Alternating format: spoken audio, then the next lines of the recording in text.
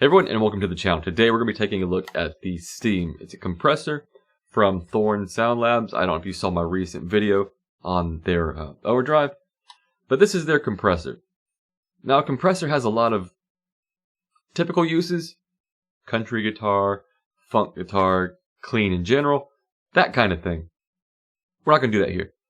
It's been done to death. I don't really play a lot of clean, any of that kind of genres, so it'd just be me trying to fake it through it anyway.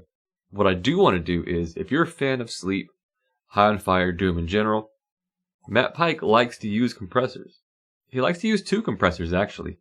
But we're going to take this and we're going to take the mini JCM 800, we're going to set it crunchy and see if we can use this to push it into more sustain, more gain, things like that. Which is kind of how he would use his for, for like the long drawn out parts on Dope Smoker, The Sciences, things like that, where there's a lot of just droning notes. He uses compressors to make it sustain longer. Cool here, there is a auto manual mode for setting your thresholds and things like that. Your attacks, releases. But we're going to do it in manual because then you get a threshold, an amount, attack, a release, and a detail and an output. The detail is kind of cool because you can bring in some of the highs that you lose when you're setting the compressor, so you can kind of dial it back in. The amount, your overall amount of compression, and with a variable attack, threshold, and release, you can really dial this in. You do get a status LED right here, which lets you know when it's compressing and when it's not, so you can, when the compressor is open and closing. So that's a cool feature to know how your signal's going. And what's interesting about this is you can really dial it in to where you're compressing it, but you're getting you're bringing the noise floor up. You can actually bring it back down a little bit with the controls you have here. So we're going to kind of check all that out. Again, I want to thank Thorn Sound Labs for sending this to me, and let's go ahead and check it out.